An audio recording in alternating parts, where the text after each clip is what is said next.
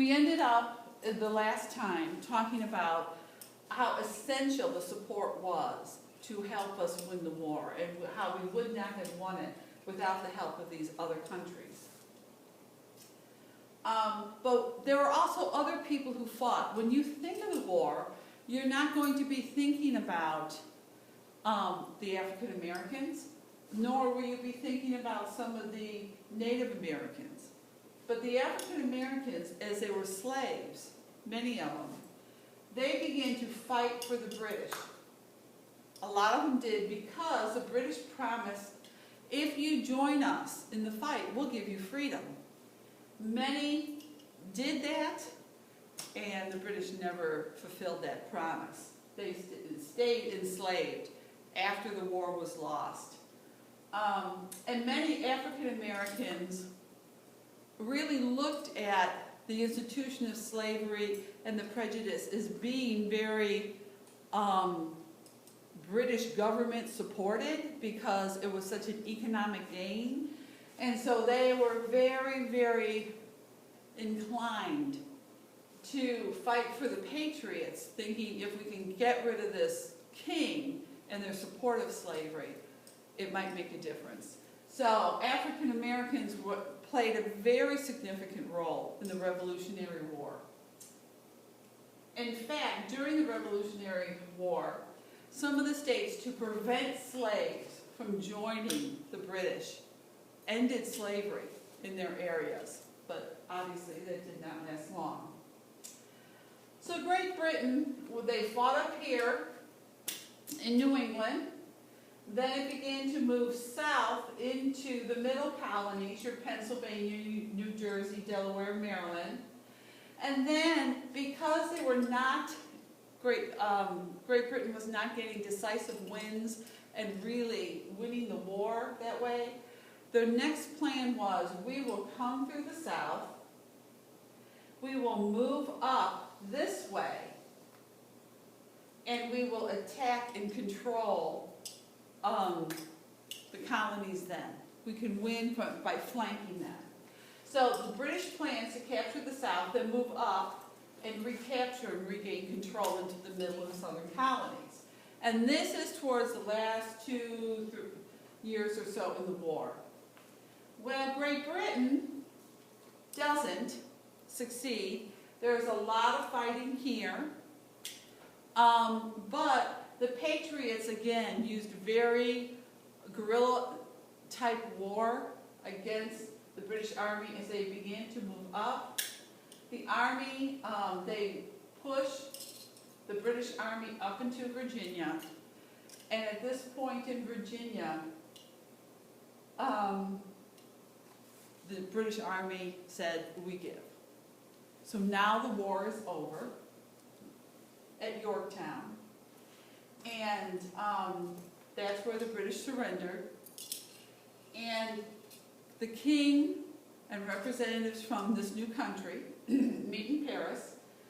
And of course, French were our allies, so we chose Paris. The British hated that. And the United States, part of this treaty, besides becoming independent, the treaty said, we now will claim all this land in our new country, our United States, to the Mississippi River. That is one of the things you have to give up. And this is the land that the British won a few years earlier from the French in that French and Indian War. So the United States were, one of the conditions in the treaty that the United States said they would do was the captured farms, businesses, lands from the loyalists, from the people who stayed on the side of the king, had to be returned to the loyalists. And that never happened. The United States never really followed through on that. Let's look at, kind of summarize, we have this very small ragtag army, this nation that doesn't even have, have established money or commerce or treaties with other nations. How did this small group of colonies who declared themselves a nation win? One thing, they were fighting on their soil, and they were fighting for their land and their property. They were fighting for their new nation where they were going to live. It wasn't this war way across the sea. It's kind of like in our world today, where those of you who may have people, family members, who have fought in Afghanistan and Iraq, you have a much greater interest in that war, and you know more of what's going on than somebody who doesn't. The same thing here. This was their land they fought for. The other thing is, because they lived here, the Americans fought on their ground. They knew the territory. They knew the best places to lead the British to ambush them. They knew better ways how to attack because they understood the layout. It's like when you go to high school for the first time next year, and you walk into the halls and you're just kind of figuring out where you're supposed to go and what you're supposed to do, and you see these upperclassmen just zooming by. They got it down. They don't have to put energy into figuring out where to go. They know where to go.